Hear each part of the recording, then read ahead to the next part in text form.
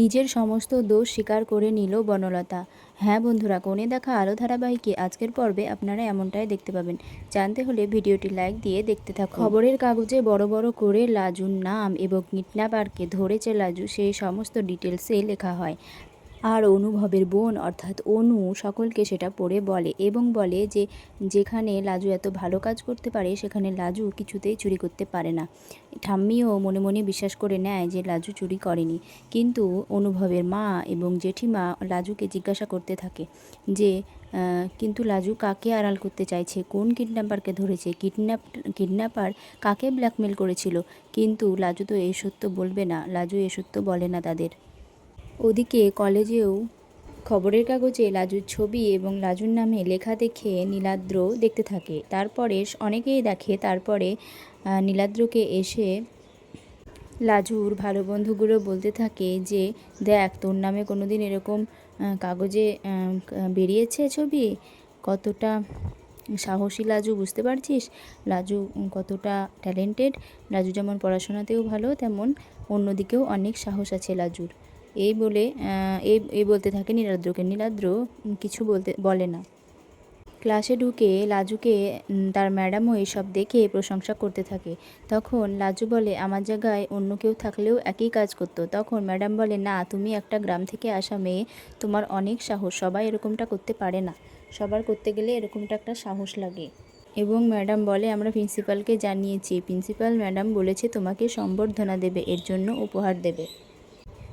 অনুভব ওইদিকে অফিস থেকে বাড়ি ফিরে গাড়িতে থাকে, ড্রাইভ করে এবং প্রিন্সিপাল ম্যাডাম অনুভবকে ফোন করে বলে যে লাজুর এরকম সাহস আর এরকম বুদ্ধিমত্তা দেখে আমরা সত্যি প্রশংসা না করে পারছি না। ওর জন্য আমরা একটা সম্বর্ধনার আয়োজন করেছি, যাতে অন্যান্য মেয়েরা, অন্যান্য ছাত্রছাত্রীরা এই জিনিসটা দেখে তারাও উৎসাহিত হয়, তারাও এই ধরনের ভালো কাজ করার জন্য সাহস পায়।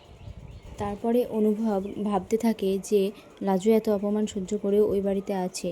লাজুকে যদি লাজুর সত্যিটা বলে দেওয়া যেত, আমি বলে দিতে পারতাম যে বনলতা আসল চোর, লাজু চুরি করেনি, তাহলে লাজুর ওই বাড়িতে থাকা অনেক সহজ হয়ে যেত, সবাই ওকে মেনে নিত, কেউ আর লাজুকে কথা শোনাতো না।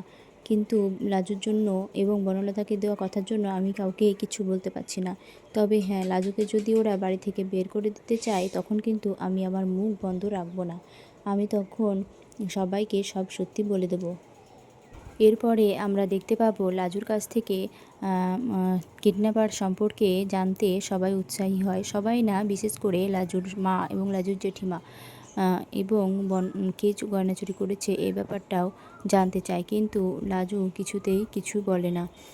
তখন বনলতা এটা দেখে ভাবে, লাজু তুই আমার জন্য কত কিছু করছিস, আর আমি কিনা তোকেই এই বাড়ি থেকে তাড়ানোর জন্য চেষ্টা করি, তোর উপর মিথ্যে দোষারোপ দিয়েছি, আর তুই আমার নামটা জেনেও কিছুতেই কিচ্ছু কাউকে বলছিস না, এত অপমান সহ্য করছিস, তবু তুই আমাকে বাঁচিয়েছিস।